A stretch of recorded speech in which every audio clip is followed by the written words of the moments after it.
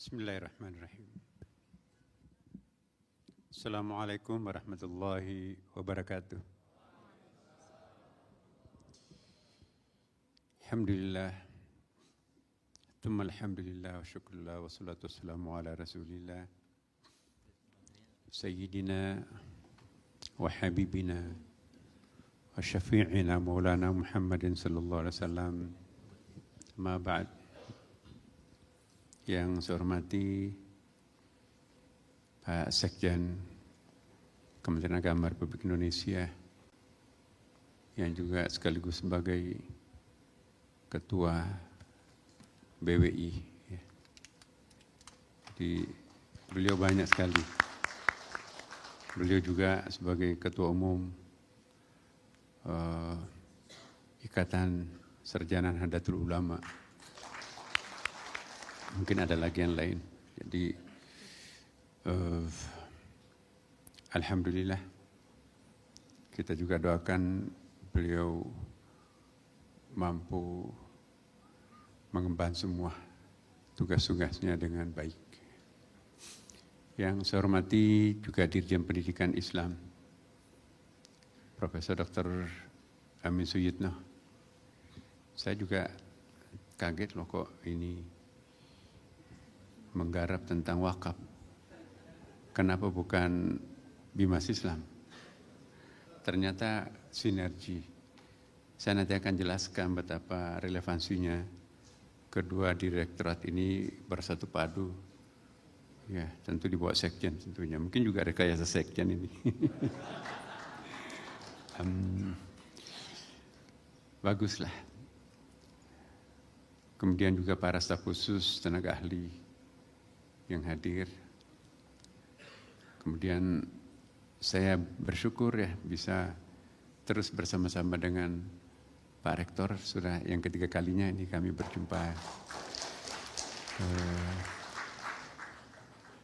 Jangan pernah bosan berjumpa dengan saya.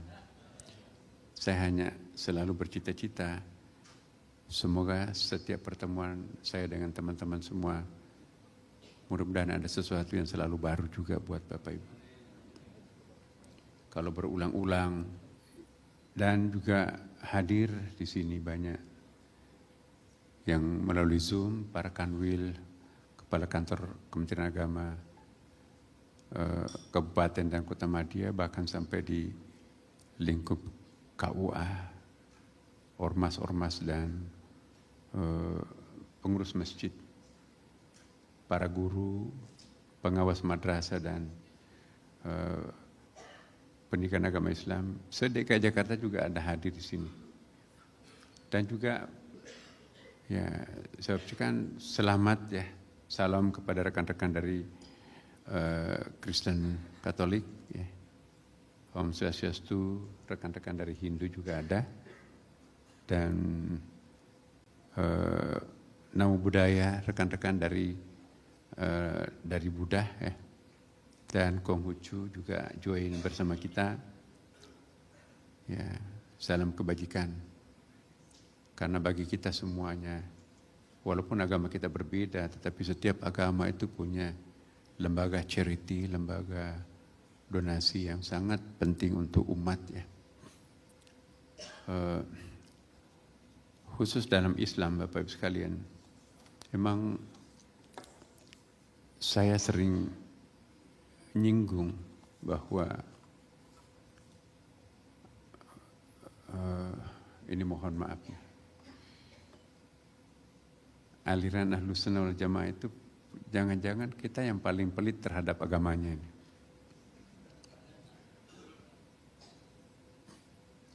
Karena apa?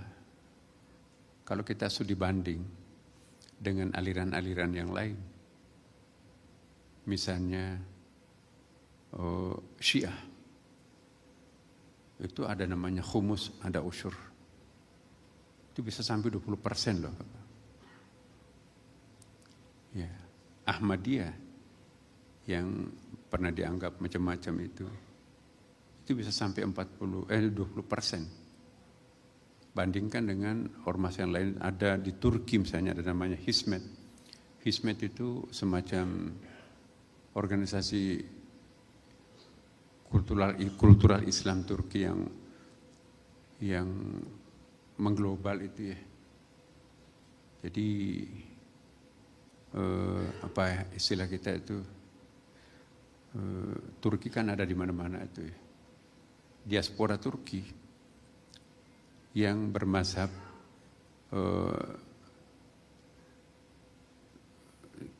yang ada grup-grup yang itu bisa mengumpulkan 40% dari total keuntungannya untuk agama. Maka itu di mana-mana ada sekolah Turki. Di Washington, di Texas, di New York ada, di mana-mana ada kota besar di situ ada Turkish Center. Dan mahal sekali. Di Texas itu suatu kompleks di tengah kota Houston. Mewah, saya nginap di situ 3 malam. Ya, hotelnya setara bintang 5. Itu dari komunitas Turki yang sebetulnya tidak terlalu banyak. Kenapa? Karena 40% keuntungannya itu diberikan kepada wakafnya itu. Di New York ada Turkish Center. Di Eropa di mana-mana. Di Rusia ada Turkish Center. Kemudian juga mazhab Wahabi. Wah, di mana-mana tuh. Bangun masjid, bangun segala macam. Mungkin bahkan lebih, ada yang mengatakan lebih dari 50% keuntungan kelompok-kelompok itu belanjakan hartanya untuk umat. Makanya itu ada di mana-mana kan pembiayaannya. Nah, kita yang menyatakan diri ahlus sunnah, ahlul Quran wal jamaah lagi kan, hanya mengandalkan zakat. Maka itu wakaf belum populer di Indonesia. Yang lainnya belum populer. Padahal zakat itu, teman-teman, itu walaupun itu rukun Islam yang sekian dalam Islam ya kan, itu tidak populer pada masa Nabi. Zakat juga tidak populer pada masa sahabat. Padahal itu rukun Islam. Bahkan Al-Quran juga tidak selalu mempopulerkan zakat. Tapi yang populer pada masa itu adalah lembaga-lembaga keumatan yang lain. Ya. Di samping itu, karena ada pundi-pundi umat itu. Saya pernah meneliti itu ada sekitar 33 pundi-pundi umat itu. Dan kalau zakat, kelemahannya banyak. Walaupun itu rukun Islam ya kan. Saya ingin mengatakan begini. Seharusnya minimum pengeluaran kita terhadap agama itu adalah zakat. Jangan dijadikan maksimum. Tradisi Sunni, zakat itu pengeluaran maksimum. Makanya zakat mal itu diganti dengan sarung palekat pada konglomerat. Berapa ya? Harusnya kan 2,5%. Itu kalau hanya beli sarung palekat dibanding kekayaannya, jangan-jangan hanya 0,5% itu zakatnya itu. Kenapa? Karena kita literasi tentang wakaf itu sangat minim. Disinilah urgensinya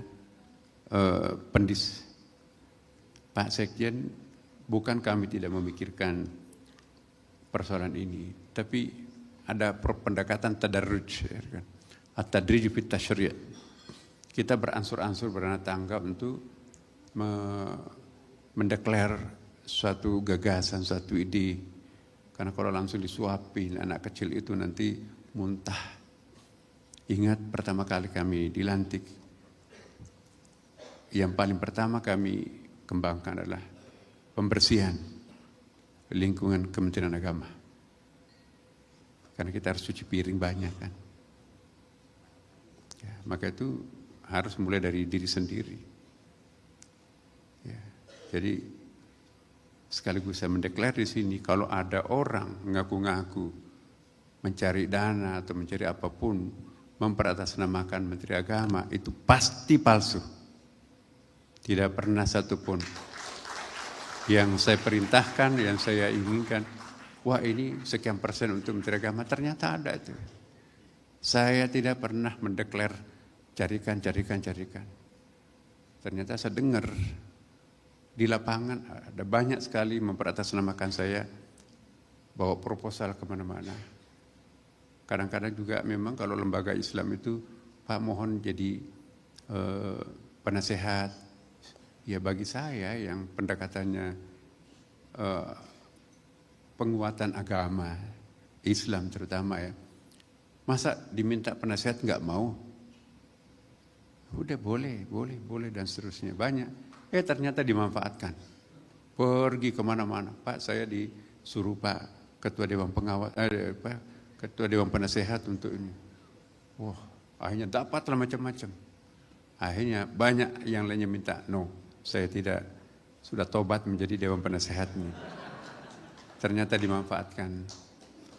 Ya, jadi banyak cara teman-teman kita ya. Jadi ini gimana trust itu bisa muncul kalau cara-cara kita tidak objektif ya kan. Nah, zakat cuma 2,5% loh teman-teman. Itu pun juga ya.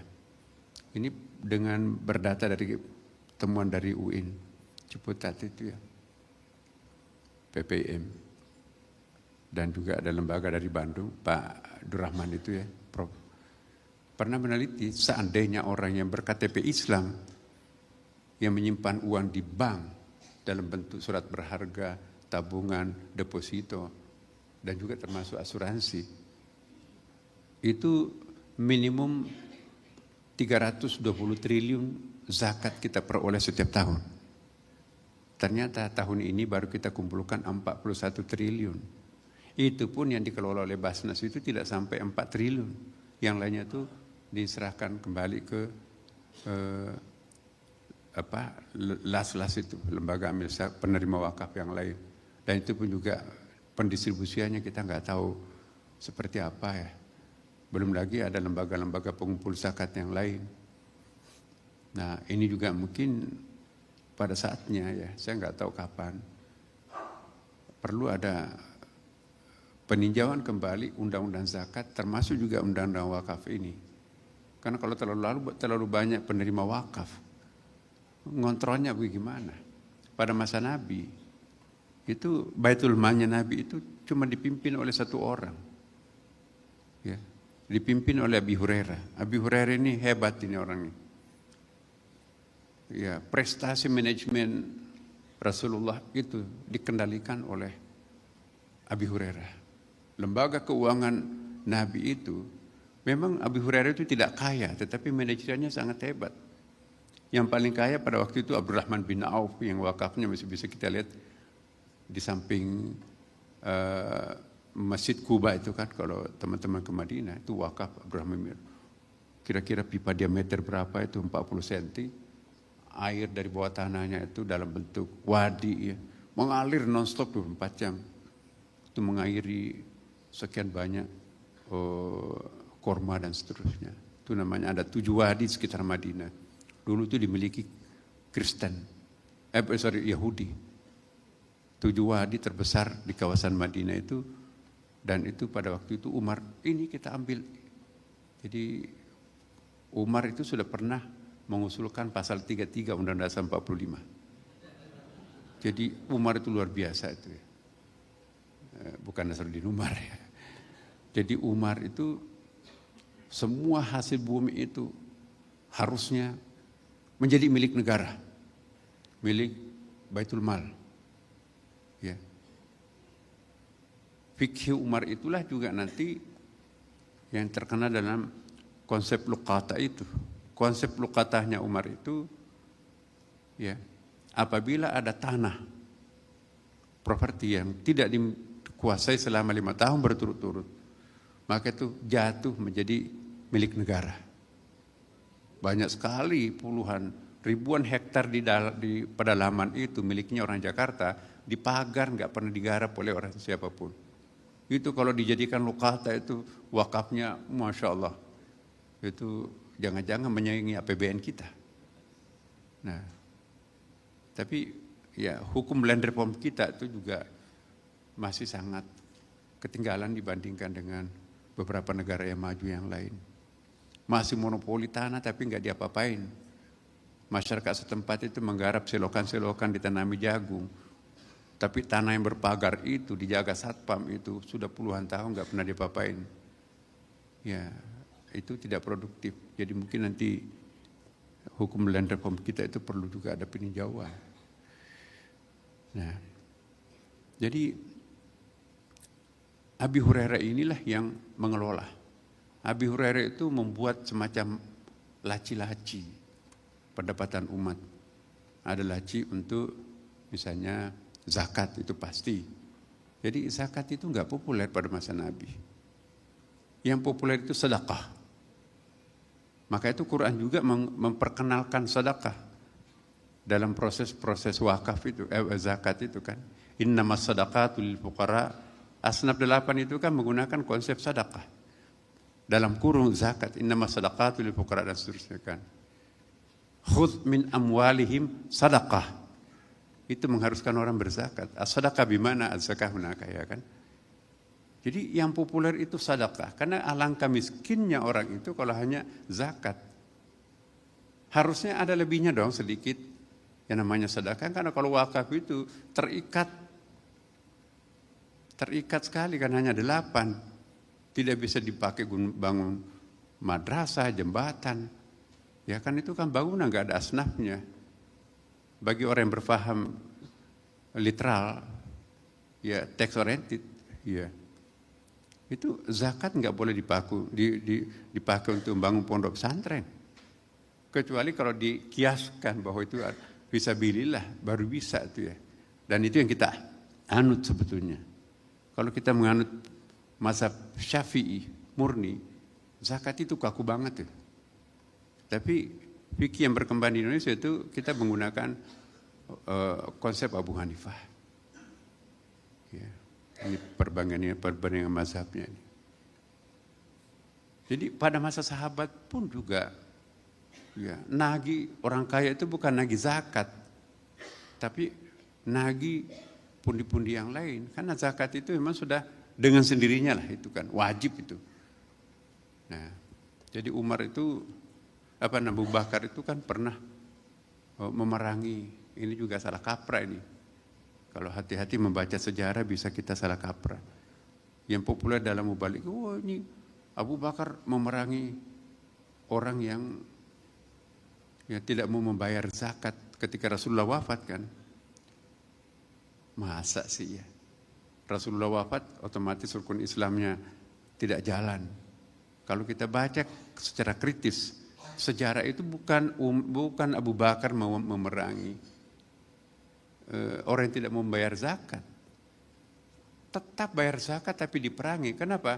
Para pembayar zakat itu tidak lagi menyimpan di Baitul Mal, tapi dia langsung directly dia kasih kepada orang miskin dan sebagainya. Akhirnya kas Baitul Mal kosong, pundi-pundi zakatnya kosong.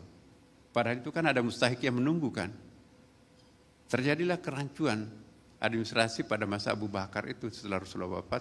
Biasanya kan penerima para muzaki itu menyerahkan ke Baitul Mal. Rasulullah wafat, udah nggak usah ke Abu Bakar, langsung aja ke yang bersangkutan. Maka itu Abu Bakar memerangi mereka setelah minta supaya zakat itu dikembalikan ke Baitul Mal, jangan ke langsung. Nah kita kan sekarang ini banyak sekali orang-orang Islam Indonesia itu berzakat langsung kepada mustahiknya.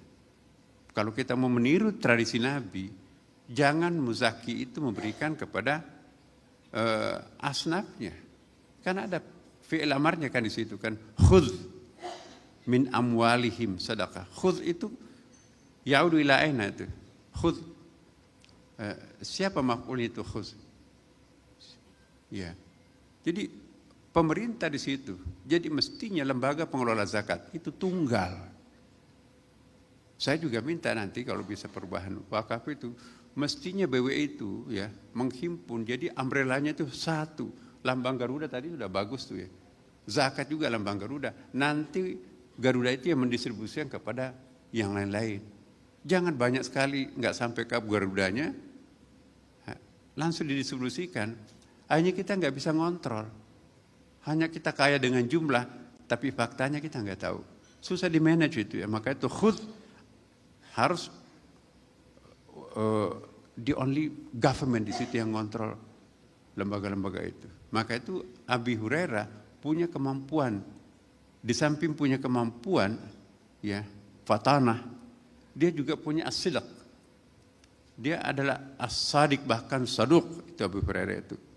Walaupun dia tiga tahun terakhir masuk Islam, tapi 3 tahun terakhir itu sebetulnya pengembangan ekonomi umat itu sangat produktif. Di bawah kendali Abu Hurairah. Coba kita lihat. Ya. Bahkan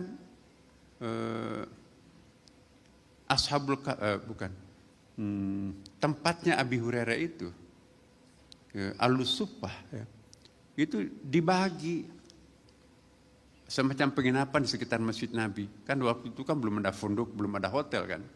Jadi kalau ada tamu apakah dari dalam negeri Madinah, ya, atau dari tamu asing dari luar kabilah Madinah itu Abu Hurairah. Ini kalau tamu dari pedalaman tinggalnya di sini. Kalau tamunya dari luar negeri, dari luar kabilah itu tinggalnya di sini. Jadi dia sudah dipilah-pilah tuh. Abu Hurairah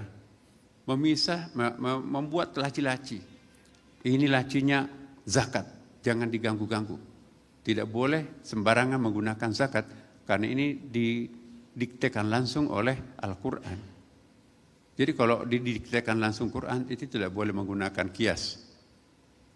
Ya.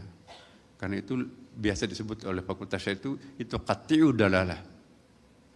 Tapi kalau Suluddin apapun bisa ditafsirkan itu kan.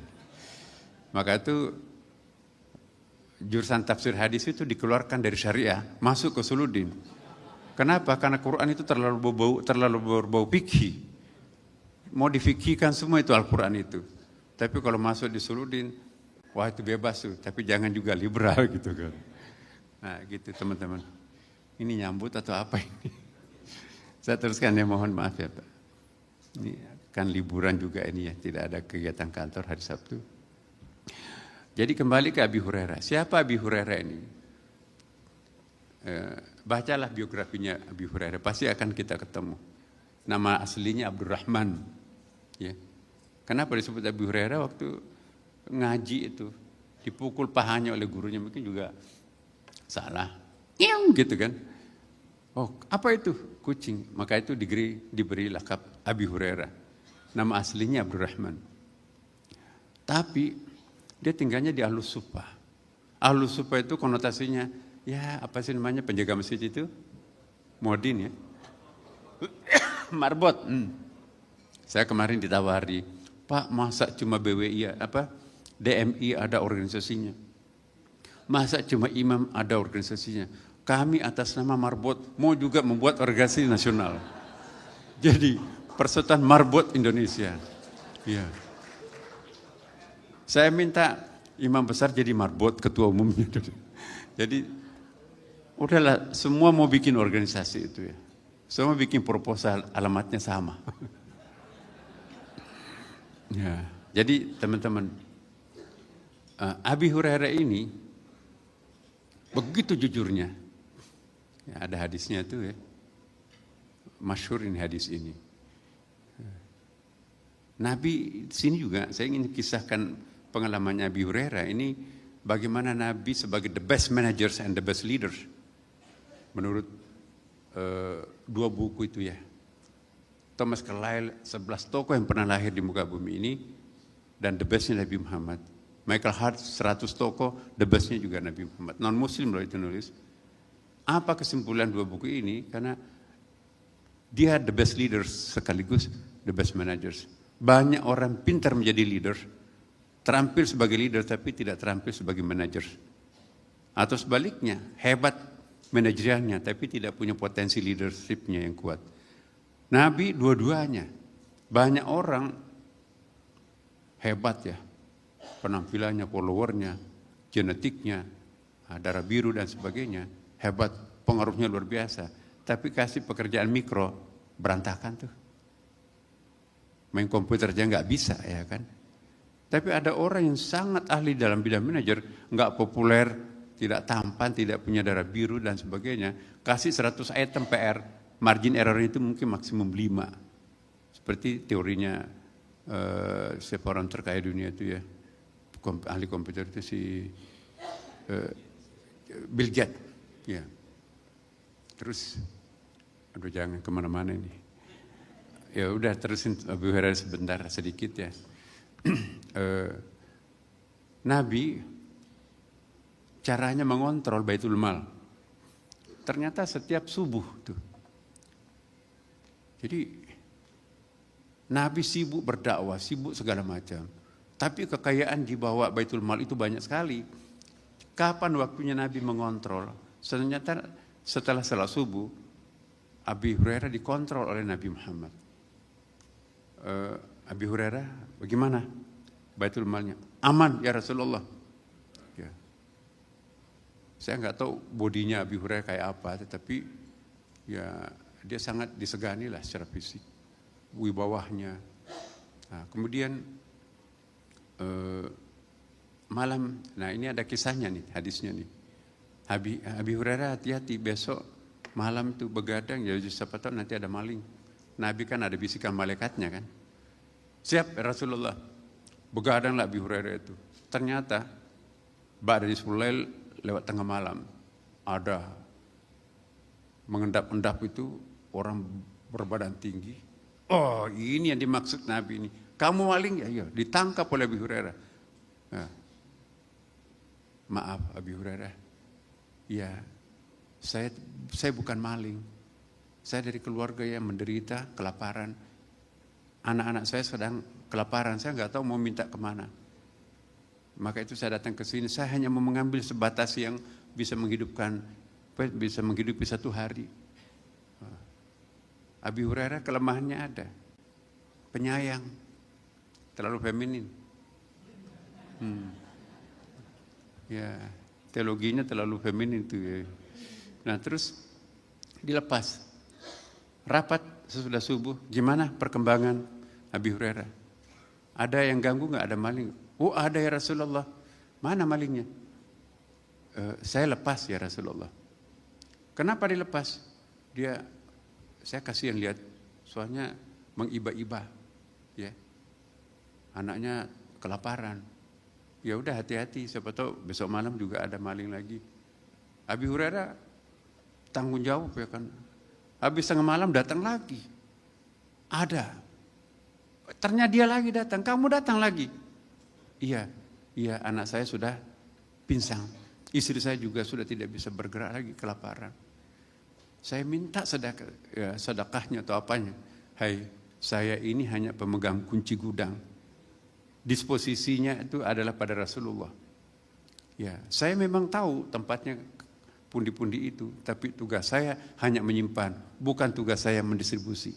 Itu manajemennya Rasulullah. Ya. Dilepas, tapi janji loh jangan datang lagi. Saya pasti nggak datang lagi.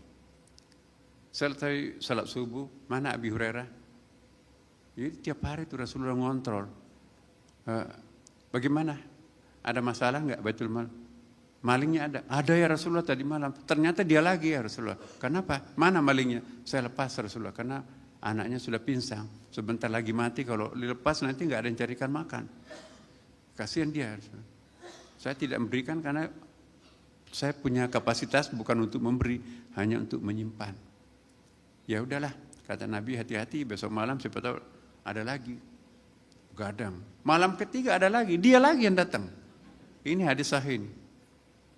Ternyata kamu lagi, kamu berjanji, iya, terserah. Saya nggak tahu putus asa saya mau kemana kalau bukan di sini. Dan saya sudah siap untuk ditangkap. Ya, akhirnya ditangkap oleh. Pokoknya kali ini saya tidak akan maafkan. Saya tidak akan maafkan. Sudah janjinya sekian kali. Iya, kata maling itu, aku siap.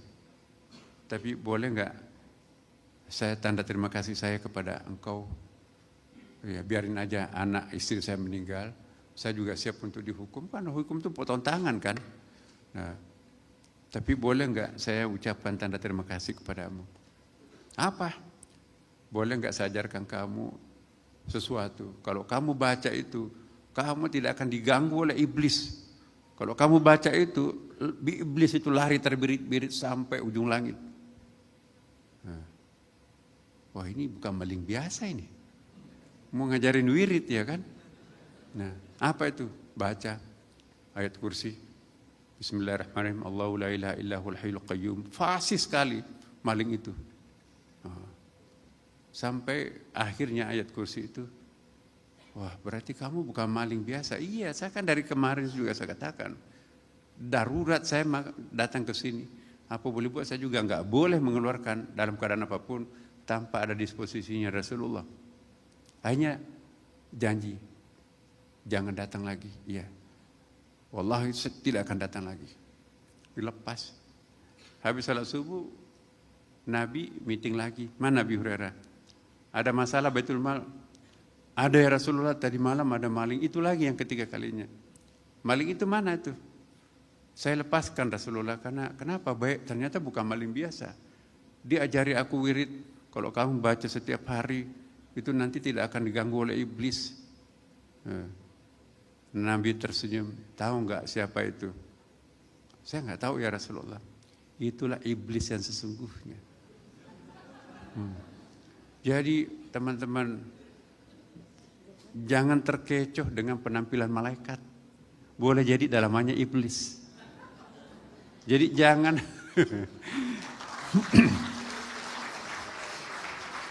jangan memalaikatkan iblis. Tapi juga jangan mengibliskan malaikat.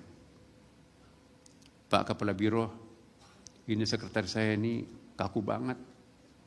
Boleh ini? Enggak Pak, ini jeruk, makan jeruk.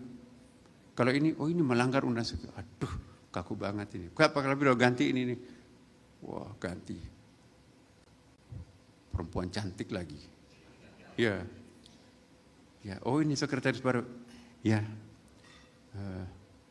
Apa yang bisa saya bantu Pak? Oh macam-macam lah. Ini boleh nggak? Oh ini boleh Pak. Tapi ini kan jeruk makan. Gampang itu, gampang bisa begini. Wah. Kalau ini boleh, ini juga boleh Pak. Ini kan mulanya enggak Pak. Kita bisa rekayasa sedemikian rupa. Kan? Ya. Wah, memang kamu adalah malaikat buat saya kemarin itu iblis banget, kaku banget. Ya. Hari-hari berikutnya akhirnya ditangkap KPK. Ya Allah, di dalam penjara. Salah saya kenapa saya mengibliskan malaikat dan memalaikatkan iblis. Hati-hati mencari pendamping. Pak Rektor nih ya, Pak Kanwil, hati-hati. Jangan-jangan malaikat tapi kita sangka iblis. Ya, banyak pembisik tuh, oh jangan tuh begini. No. Istabja qalbah. Ada orang beri saran. Hati-hati, si pemberi saran itu subjektif juga. Jangan-jangan juga ada dia maunya kan? Kata Nabi, kalau Anda berhadapan dengan suatu problem, istabja qalbah. Mintalah pandangan kepada hatinya. Kalbunya sangat dalam. Karena kata hati itu bukan kata kita, itu divine voice, suara-suara Tuhan, acquired, mendarat di dalam hati kita. Istikharah dan seterusnya kan. Nah jadi ini sekaligus, kan yang datang di sini kan banyak pejabat penentu kebijakan di sini.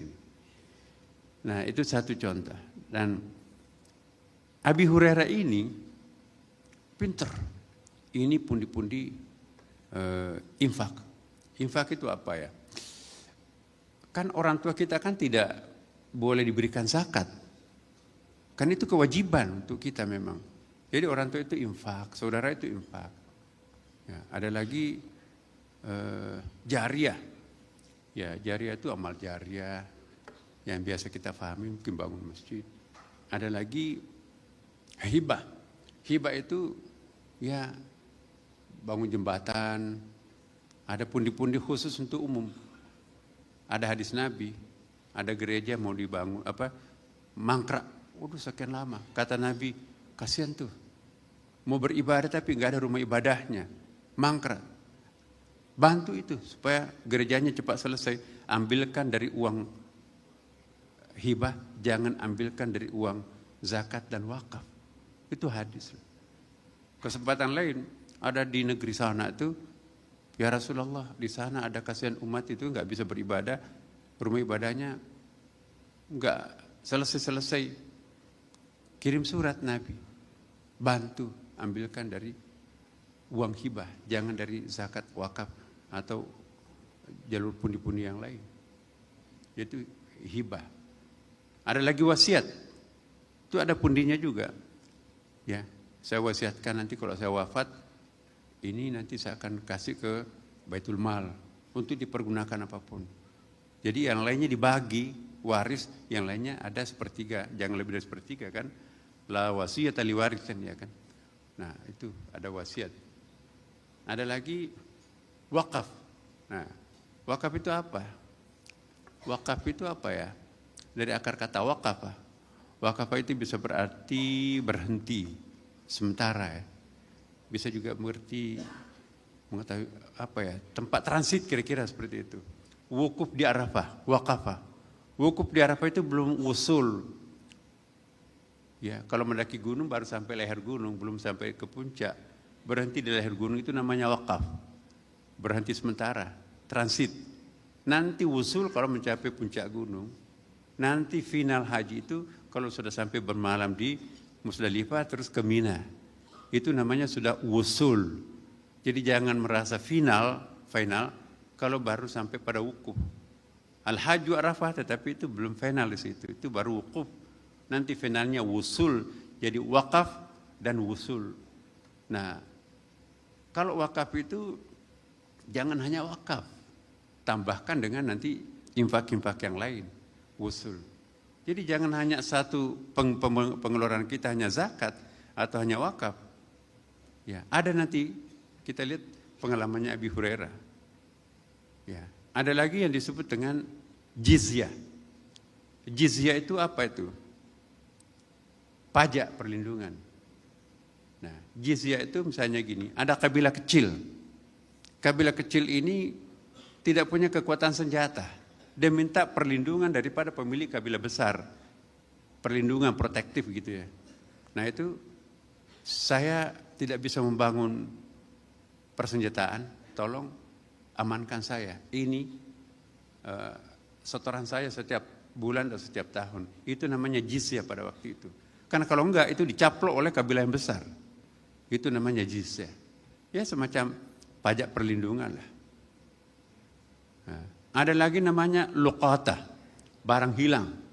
Tapi syurutul luqatah itu kan ada diumumkan 3 kali siapa yang pemiliknya dan seterusnya. Nah, saya pikir banyak sekali luqatah di Indonesia yang kita tidak produktifkan. Saya pernah mendengarkan teman-teman, ada sekitar 20 triliun sekarang ini mengendap di bank. Di apa namanya Pak Sekjen itu, bank penerima wakaf itu singkatannya tadi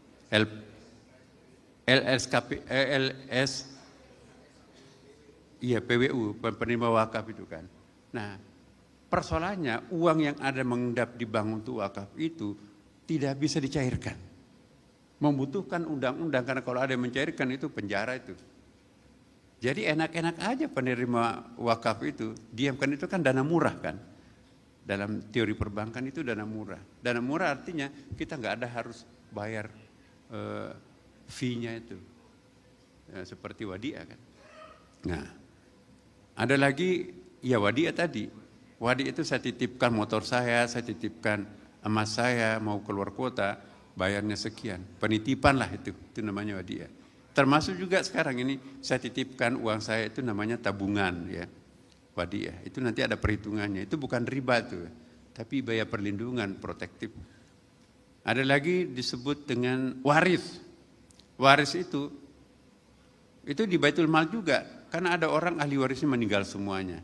Maka hartanya itu disimpan di Baitul Mal. Itu pundi-pundinya juga lain. Ya. Ada lagi fidyah. Fidyah ta'amu miskin. Saya nggak bisa berpuasa karena faktor uzur. Udah bayar fidyahnya Ramadan. Itu juga ada lacinya fidyah itu. Ya. Ada lagi juga, ternyata kalau di Indonesia ini dikumpulkan ini bisa jumlahnya banyak nih. Ada namanya kafarah. Dilarang berhubungan siang bolong Ramadan, nggak tahan, mainnya bulan suci Ramadan. Nah itu harus wajib membayar kafarahnya itu. Dikumpulkan juga pundi-pundi khusus. Ya. Ada lagi pada masa Nabi ada namanya fai. Dan ada namanya ghanimah. Mal farqu bainal fai' wal ghanimah. Wah, bawa bendera, bawa senjata. Gimana? Angkat tangan Pak. Jadi tanpa ada perlawanan, ambil, jangan bunuh saya. Harta yang diambil itu disebut dengan fai'. Tapi kalau perang berdarah-darah sampai ada yang mati, ada yang korban, hartanya diambil, itu namanya ghanimah. Jadi ada fai', ada ghanimah. Nah, ada lagi namanya dam.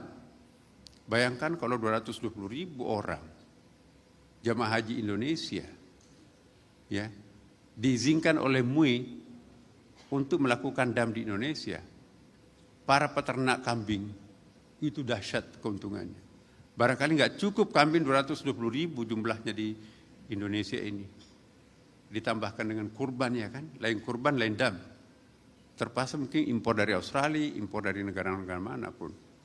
Keuntungan dan para pedagang kita itu akan untung di situ. Dan dagingnya pun juga dipotong untuk masyarakat Indonesia. Kebetulan makanan bergizi kan sekarang ini. Nah, keluar fatwa majelis ulama, lembaga fatwa Mesir itu, Darul Ifta ya, boleh melakukan dam di negerinya masing-masing. Nah, kemarin kita mau bayar dam di Indonesia, tidak boleh, majelis ulama itu enggak boleh. Tapi kami berhadapan dengan suatu persoalan. Maunya majelis ulama itu kita damnya di Mekah. Beli kambingnya di situ. Persoalannya ada peraturan baru di Saudi Arabia. Ya. Tidak boleh menggunakan pangdam, panglima dam istilahnya itu kan, kolektor dam. Ini satu bus, dua bus, atau satu kloter, 100 orang misalnya kan. Dicurigai jangan-jangan hanya 10 ekor yang dibeli. Kan nggak pernah kita ngontrol. Iya. Dan kalau kita lihat jumlah akumulasi kambing yang dipotong dengan seluruh jemaah haji, hanya 50% saja kambing itu ada. Jadi sangat ditengarai oleh pemerintah Saudi Arabia, tidak ada manipulasi. Harusnya kan 2 juta orang jamaah haji, haji tamattu itu taruhlah misalnya 90%, ya paling tidak 1.900.000 ekor kambing. Ini nggak sampai 1 juta kambing. Kemana larinya kambing-kambing itu yang lain? Iya. Jadi orang ragu membayar ke Padang itu jangan-jangan nggak dibelikan kambing. Iya. Padahal udah pakai surban segala macam. Nah, jadi, yang kemudian kedua, oke lah, kita beli kambingnya langsung. Kebijakan Saudi Arabia tahun ini tidak boleh ada pedagang kambing lagi. Jadi dulu kita enak mencari kambing di pinggir jalan dijual, sekarang nggak ada lagi, di sweeping. Ya, satu-satunya pasar kambing itu dikelola semuanya oleh negara, nggak tahu tempatnya di Padang Pasir mana ditaruhnya. Nah, kemudian tidak boleh juga ada dam. Kalau ada yang mengumpulkan koleksi dam itu ditangkap. Harusnya bayar di bank yang ditunjuk oleh Saudi Arabia. Bank di sana itu dibuka jam 10 ya sampai jam 4. Ada instruksi dari Menteri Haji, jamaah haji tidak boleh keluar dari hotel, tidak boleh keluar dari tenda jam 10 sampai jam 4. Kenapa? Panasnya 51 derajat Celcius. Boleh keluar tapi nggak boleh pakai taksi, nggak bisa macet, semua jalanan ditutup semuanya kan. Padahal tempat untuk bayar bank itu adanya di kota, kita nggak bisa masuk kota. Saya sendiri juga hanya 1 kali ke Ka'bah pada waktu itu, Amirul Hajj. Tutup jalanan semuanya. Apalagi masyarakat yang nggak bisa bahasa Arab, mau bayar di mana. Jadi ada kesulitan teknis. Jangan-jangan hampir 100% nggak bayar dam kemarin. Daripada tidak bayar dam, malah yudriku kullu la tudriku kullu. Kaidah usul fikihnya kan. Apa yang tidak bisa dilakukan semuanya, jangan meninggalkan semuanya. Ad-daruratu tubihul mahdzur. Ad-darar yuzal, banyak sekali kaidah usul fikih. Ya. Jadi udahlah, saya bikin bagaimana supaya itu nanti damnya bayar di Basnas. Nah, itu terkumpul sekian 20 miliaran tuh ya. Nah, coba kalau semuanya harga 3.500.000 per kambing dikali 220.000 kambing, coba dihitung teman-teman. Ditambah mungkin umat Islam di Indonesia juga pada waktu yang sama juga mau menyembelih hewan kurban. Barangkali 1 juta kambing yang harus kita potong setiap menjelang Idul Adha itu. Mestinya tidak ada orang yang kekurangan gizi umat Islam itu. Bisa dikalengkan untuk disimpan sekian lama kan. Ini kalau kita punya manajemen ke depan. Ini yang saya akan programkan nanti. Jadi pertama saya pembersihan pejabat. Kemudian yang kedua adalah menerapkan kurikulum cinta dan ekotologi. Semester berikutnya kita akan mulai masuk pada pemberdayaan ekonomi. Semester berikutnya juga masalah integrasi keilmuan. Semester berikutnya juga ada integrasi institusi. Kami sudah punya roadmap, tapi dicicil. Karena kalau dimuntahkan semuanya, ini mimpinya banyak banget. Jadi tadarruj, at-tadrij fit tasyri'. Quran itu turun 23 tahun loh. Sedangkan jadi menteri kalau panjang umurnya cuma 5 tahun. Ya, belum jadi kalau dicopot besok kan. Udah. Teman-teman. Jadi wakaf itu penting itu ya. Wakaf itu adalah ada rukunnya juga. Nah, kita bicara sedikit wakaf ini. Kita semua harus tahu wukufnya. Itu kan wukufnya, rukunnya wakaf itu adalah 4,5. Saya katakan 5 sih sebetulnya ya. Ada yang disebut dengan wakifun. Wakif itu pemberi wakaf. Ya. Jadi siapa yang wakif itu? Nanti kita semua di sini. Saya akan nanti juga masuk. Wakif itu seperti di Kuwait. Ya, kan yang bikin repot orang bayaran begini ini kan mengambil waktu, parkir dan sebagainya kan ke bank. Padahal cuma menyimpan uang sedikit. Minta PLN atau handphone. 10% dari pembayaran handphone saya nanti itu adalah wakaf tunai. Atau listrik kita mau bayar PLN. 5% lebihnya itu untuk wakaf tunai kami satu keluarga. Ya. Belum lagi, ini teknis nih teman-teman para nazir ini. Ada hadis Nabi, ya, hadisnya tuh, artinya begini, musibah dengan sedekah itu berlomba. Musibah dan sedekah berlomba turun dari langit. Kalau sedekah itu mendahului musibah, maka musibah itu tidak jadi turun. Kata musibah, besok saya akan datang lagi. Kita mendahului lagi sejak subuh-subuh, kita bersedekah lagi, tidak jadi lagi musibah itu turun. Besok saya akan turun. Kita dahului lagi, maka musibah itu tidak akan turun lagi. Jadi itu hadisnya di negara lain seperti di Turki teman-teman, di Syria. Apa yang disebut dengan apa itu namanya celengan-celengan anak-anak itu loh. Apa itu? Uang recehan kita ditaruh di celengan itu ditaruh di bantal. Coba lihat pesantrennya Turki, ya, pesantren-pesantren Turki yang dibangun Turki itu di ini Pak Kanwil DKI Jakarta punya pesantren Turki, ya, kan ada kan itu kotak-kotak kecilnya itu ditaruh di dekat bantal tuh. Anak-anak kita itu sisa jajanannya itu mungkin nggak laku, ibu-ibu beli sayuran ada kembalinya recehan. Itu sebelum salat subuh, begitu bangun tidur, masukkan, niatkan, ini sedekah. Musibah itu nggak jadi turun, sekecil apapun juga. Itu tolak bala tuh. Jadi mulai sekarang ini yang hadir ruangan ini, beli celengan. Kalau nanti penuh, bawa ke masjid. Ya. Ini juga ternyata diamalkan Yahudi. Yahudi itu juga persis hadisnya hampir sama itu. Orang-orang Yahudi itu sebelum dia bangun tidur, dia pakai celengan itu juga. Nah, Yahudi dengan Islam kan memang Tuhannya sama ya kan. Nah, itu proteksi. Mistiknya Yahudi itu banyak banget itu ya. Bid'ahnya banyak banget. Nah, jadi teman-teman, itu juga bisa dijadikan semacam dalil. Tolong dicari hadisnya Pak di Jambi Mas Islam itu. Disyarah hadisnya apa supaya ini bagus sekali untuk memotivasi orang berwakaf. Kemudian saya kemarin dari Pak Prabowo ya, Timur Tengah saya dampingi. Terus Menteri Agamanya saya tanya, berapa wakaf di Jordan? Zakatnya 20 miliar dirham. Kalau wakafnya 600 dirham. Kuwait juga. Kuwait itu hanya 10% zakatnya, 90% itu wakafnya.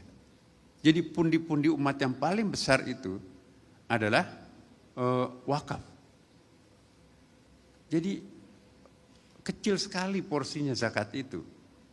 Nah, Pak Kepala Ketua BWI ini ya, ini perlu studi banding. Bagaimana kok Turki bisa mengumpulkan uang begitu banyak? Kemudian juga Al-Azhar University Kairo itu pernah APBN-nya defisit Mesir, pinjam uang wakafnya Al-Azhar. Kuwait itu besar sekali. Urusan pendidikannya Kuwait itu tidak menggunakan APBN tapi menggunakan wakaf. Mungkin maunya Pak Dirjen Pendidik seperti itu. Karena satu fakultas kedokteran UI lebih besar anggarannya daripada 57 UIN se-Indonesia. Dulu, saya nggak tahu angka sekarang ini. Jadi ini APBN-nya juga tidak equal antara perguruan tinggi umum dan perguruan tinggi kita. Nah, jadi untuk mengurangi itu, saya kira kita harus banyak menggunakan pundi-pundi umat ini, Pak Dirjen Pendidik ini. Ya. Kita lihat wakaf yang paling besar jumlahnya itu di mana, teman-teman?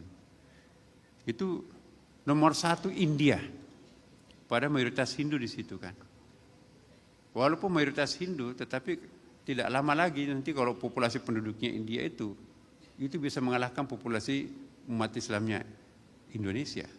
Pakistan tetangganya juga mungkin KB-nya gagal di situ ya, bukan main penduduknya melimpah tuh. Nah, jadi kekayaan wakaf India itu 405.000 hektar. Nilainya itu sekitar 14 miliar dolar. Ya. Indonesia nomor 2. Ditaksir itu sekitar 200, kekayaan itu kalau mau ditaksirkan 200 triliun. Nah itu kalau diberdayakan wakaf produktif kita itu ya, itu per tahun itu kita akan bisa mengumpulkan berapa itu ya? Berapa tadi Pak BW Ketua Pak Sekjen itu? Wakafnya itu per tahun berapa? Iya, juga. Nah saya kira memang perlu manajemen khusus untuk wakaf ini. Jadi tunggu dulu, apalagi ya? Jadi pundi-pundi tadi itu ada usyur, ada humus. Apa itu usyur, apa itu humus? Itu banyak berlaku di negeri Syiah itu. Ada lagi yang disebut dengan pundi-pundi yang lain itu ya kurban. Kurban itu juga bisa bernilai uang di situ. Ini uang saya sapi, itu uang juga masuk ke pundi-pundi umat juga. Nanti kita belikan sapi itu atau kambing itu. Ada lagi yang disebut dengan bahkan kalau kita mau menjumlahkan semuanya, termasuk akikah itu kan. Berapa penduduk yang lahir setiap tahun umat Islam, itu kalau di-manage akikahnya itu 1 ekor kambing untuk perempuan, 2 ekor kambing untuk laki-laki, itu juga bisa bernilai, bisa diorganisir juga oleh ormas-ormas Islam tuh. Pundi-pundi semacam ini banyak sekali. Belum lagi yang mudharabah, musyarakah, wadiah dan seterusnya yang dikembangkan oleh lembaga-lembaga syariah itu ya. Jadi teman-teman, pada akhirnya saya ingin mengingatkan kepada kita semuanya bahwa mari kita memberdayakan wakaf ini. Salah satu kelemahan wakaf, pengelolaan wakaf itu pertama adalah literasi wakaf tadi. Pendis ini harus membuat satu kurikulum khusus tentang wakaf. Ya.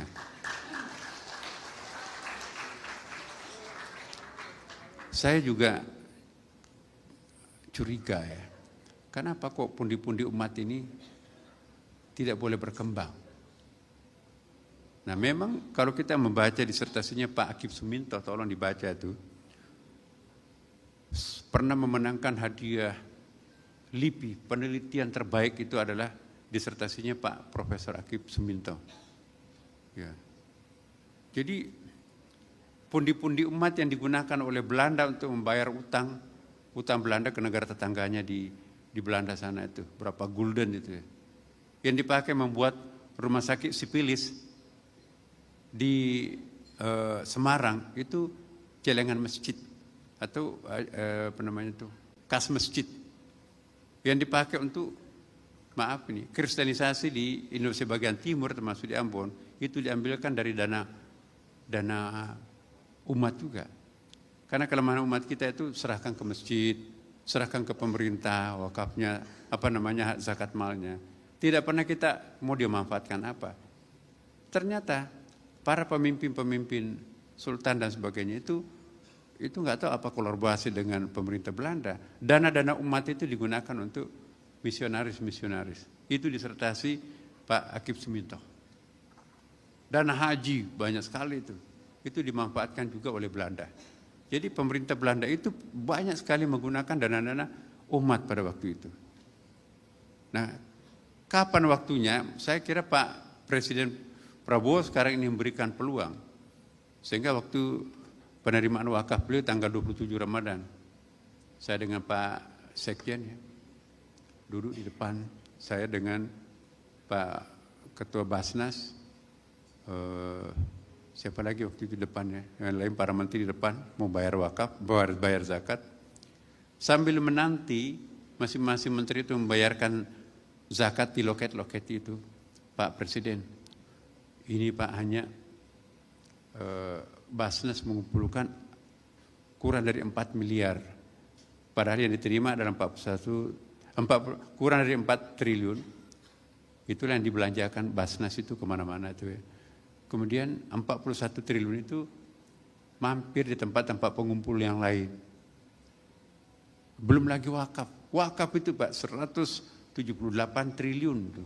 Kalau kita diefektifkan itu per tahun. Belum lagi saya sebutkan pundi-pundi tadi itu. Sedekah infak jariah, hibah wasiat, ya. Kemudian juga luqatah, kafarah, wadi'ah, dan hiwalah, dan seterusnya. Itu kalau dikumpulkan, itu minimum 500 triliun dana umat bisa kita kumpul setiap tahun. Wah, luar biasa itu Pak Nasar. Ya Pak. Tapi kenapa nggak bisa? Ya karena kita tidak well organized. Umat kita ini literasi wakafnya kurang. Kemudian tata kelola wakafnya juga itu sangat lemah administrasinya. Kemudian juga kepastian hukum tanah-tanah wakaf itu juga tidak bisa diberdayakan secara ekonomi karena aktenya belum selesai, wakafnya belum selesai. Kemudian juga minimnya profesionalisme para nazir. Nah kalau ini semuanya kita berdayakan Bapak Presiden, kita akan mengumpulkan dana umat itu 500 triliun per tahun. Waduh luar biasa kalau begitu. Di mana sekarang sekretariatnya Basnas Pak, di bawah jembatan sana di Kampung Melayu. Waduh. Itu kalau di Malaysia, di sentralnya Malaysia itu ada lembaga tabung haji. Itu sebetulnya rumah zakat atau rumah BWI di situ itu. Bagaimana kalau kita cari satu tempat yang strategis untuk mengumpulkan dana umat yang sebanyak itu? Ya terserah Bapak Presiden. Begini, kita harus cari tempat yang strategis, yang ikonik gitu kata Presiden. Maka dia ingat, itu bekas kedutaan Inggris yang di depan Hotel Indonesia itu, di sebelah utaranya itu kan ada itu. Antara Mandarin Hotel dengan di sebelahnya itu ada hotel apa itu. Itu. Panggil Menteri itu kan dikelola oleh Menteri Luar Negeri. Saya panggil Menteri Luar Negeri. Mas, dipanggil Bapak Presiden, saya angkatkan kursi sendiri. Kata Presiden, itu tempat Anda saya mau ambil untuk LPDU, Lembaga Pemberdayaan Dana Umat. Mungkin ada rencananya juga Pak Menlu untuk menggunakan tempat itu. Pak, bagaimana kalau kami tukar, ada tempat yang luas di Senayan, bagus juga. Kata Presiden, itu enggak ikonik, kita mau yang sentral. Sentralnya Indonesia itu kan di Patung Selamat Datang itu HI ya. Ya udah. Nah terus Pak Nasar coba konsep, kita bikin 27 lantai karena tanggal ini 27 Ramadan. Terus saya bilang, Pak ini nggak cukup Pak, karena ada majelis ulama juga nggak ada tempatnya. Ya, oh nggak ada sekretariatnya, nggak ada Bapak. Nanti juga ada lembaga produk halal juga nggak ada tempatnya. Kemudian juga BPKH menyewa. Nah kalau kita bikin 40 Pak, gimana itu angka berkah itu, arba'in. Oh ya 40. Jadi saya minta Pak Sekjen bikin gambar 40 lantai dan sudah sampai ke tangan beliau. Jadi sebentar lagi kita akan menyaksikan lembaga pemberdayaan dana umat. Di situ akan berkantor semua lembaga-lembaga keuangan seperti yang tadi saya sampaikan itu, Basnasnya, BWI-nya, ya, jaminan produk halalnya, kemudian apalagi yang berkaitan dengan syariah pundi-pundi umat, dan itu hanya untuk digunakan untuk umat.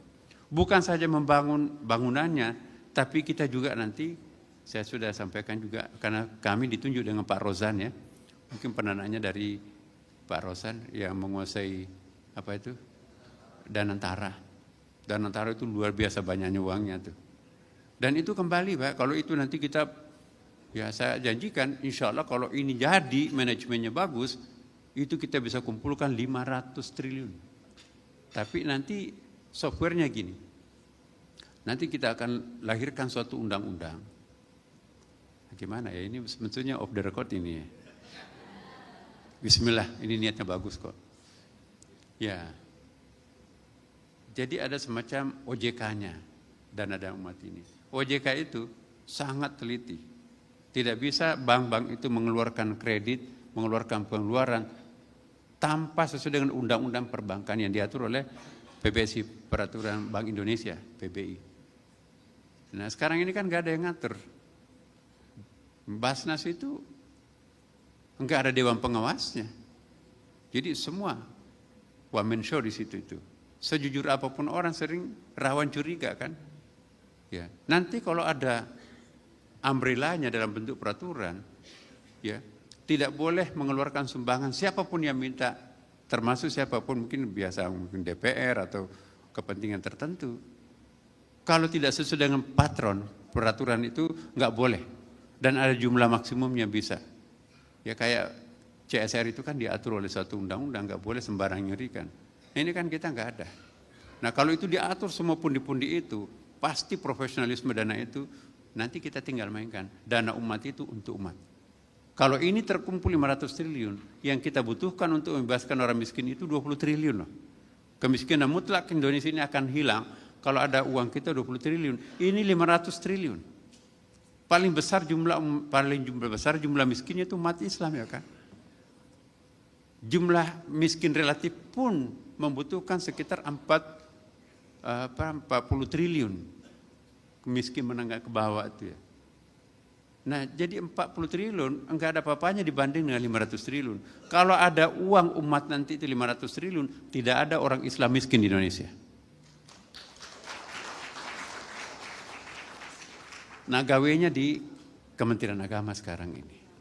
Jadi mohon doanya teman-teman, kami kemarin mestinya saya bersama dengan Pak Rosan ke perkampungan haji. Karena saya ditunjuk oleh Presiden bersama Pak Rosan membangun perkampungan haji. Ya, tapi karena ada halangan saya, Pak Rosan berangkat sendiri. Ya, kemudian kemarin di Bandung, ya, saya akan di belakang gitu ya, mengantri orang mau jabat tangan.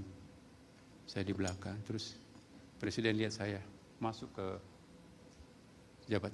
Bagaimana perkampungan haji? Siap Bapak Presiden sedang jalan. Jadi begitu concern beliau, karena nanti perkampungan haji itu adalah ada pasar Indonesia di situ, pameran Indonesia di situ, hotel jamaah umrah haji di situ dan sebagainya. Itu untuk Indonesia dan itu dapat izin dari Raja Saudi Arabia. Kemarin pertemuan beliau itu. Jadi insya Allah mudah-mudahan nanti akan datang Bapak Ibu sekalian, kekuatan umat ini bisa bertambah besar. Kami ingin jangan hanya umat Islam yang besar di Indonesia. Agama lain pun juga harus. Katolik itu kan pengeluarannya itu sekitar 20% loh. Kita hanya 2,5%. Pelit banget kita. Alangkah pelitnya umat Islam itu ke pengeluarannya hanya zakat. Cuma 2,5%. Bunga deposito itu kan 6%. Bunga tabungan itu bisa sampai 9%. Zakat kita cuma 2,5%. Ya. Zakat profesi diakal-akalin supaya itu bayarnya setiap sekali setahun. Mestinya kan zakat, misalnya dokter spesialis, para profesor itu mestinya kan setiap bulan bayar zakat lah gitu. Jangan satu kali setahun akumulasinya, itu kan kecil itu ya. Jadi Pak Sekjen, saya nanti bikin konsep yang realistis ya.